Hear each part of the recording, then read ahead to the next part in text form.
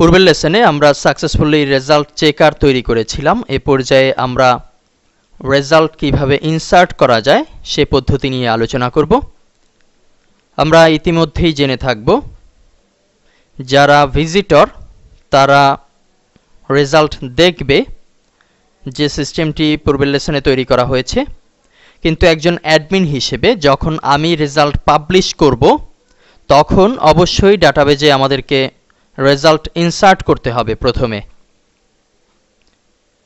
ইনসার্টকৃত result ভিজিটররা খুঁজে বের করবে। রেজাল্ট ইনসার্টের জন্য আমরা দুটি পদ্ধতি ব্যবহার করতে পারি। একটি হচ্ছে সরাসরি সার্ভারে ইনসার্ট করব। এটি যদি আমি অ্যাডমিন হিসেবে নিজে করতে চাই করতে পারি, কিন্তু যদি এমন হয় যে আমার আন্ডারে কিছু ওয়ার্কার আছে যারা রেজাল্ট ইনসার্ট করার দায়িত্ব নেবে, তাদেরকে সরাসরি সার্ভারে প্রবেশের সুযোগ না দিয়ে আমি যদি চাই আলাদা পেজের মাধ্যমে PHP MySQL প্রোগ্রামিংয়ের মাধ্যমে সেটি করা হবে, তাহলে যে বিষয়গুলো চলে আসবে সেটির প্র্যাকটিক্যাল আমরা এই লেসনে দেখব। শুরুতেই আমরা সহজ একটি সিস্টেম দেখব যেটি পূর্বেও দেখেছি MySQL এ। এখন আমরা আছি রেজাল্ট ডাটাবেজে, এর আন্ডারে থাকা SSC টেবিলের নাম। এখানে ফিল্ড সংখ্যা 6টি, নেম, ফাদার অর্থাৎ father name, roll, school, board, GPA সবগুলো ছোট হাতে লেখা হয়েছে।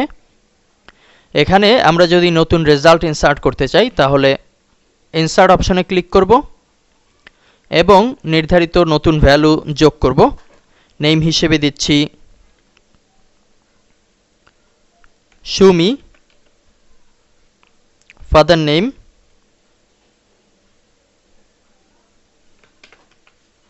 জাবের আহমেদ, রোল হচ্ছে 62, 25, 87,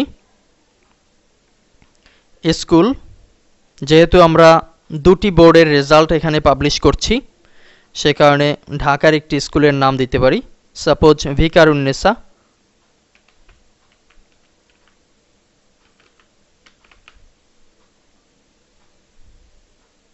বোর্ড হচ্ছে ঢাকা,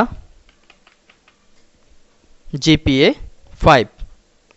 এখানে সাময়িকভাবে একটি রেজাল্ট আপলোড করব।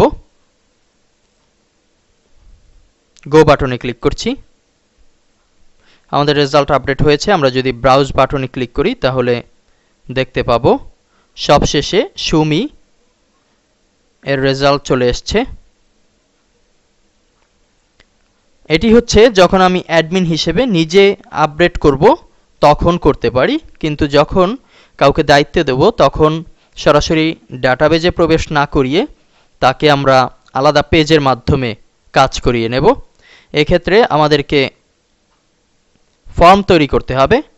যেমন এখানে একটি ফর্ম তৈরি করে নিয়েছি রেজাল্ট আপলোড .php নামে। এই ফর্মে আমরা 6টি ফিল্ড অন্তর্ভুক্ত করেছি, student name, father name, roll, school, board এবং GPA।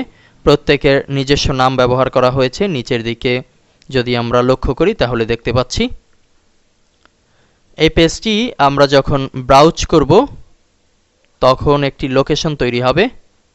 আমরা এখন আছি লোকাল হোস্ট php_guru result_sheet আমাদের যে ফোল্ডার তার মাঝে। এখানে রেজাল্ট আপলোড .php। এই পেজটি শুধুমাত্র ওয়ার্কারদের জন্য উন্মুক্ত থাকবে, অন্য কেউ যেন এই পেজের লোকেশন না জানে সে কারণে যথাসম্ভব রেস্ট্রিক্ট করতে হবে। প্রয়োজনে ফাইলের নাম ব্যতিক্রম করে দিতে হবে। এখানে আমরা দেখতে পাচ্ছি student name, father's name, roll, school, board, GPA 6টি বিষয় আছে যেগুলো একটি রেজাল্ট আপডেট করতে গেলে প্রয়োজন হবে।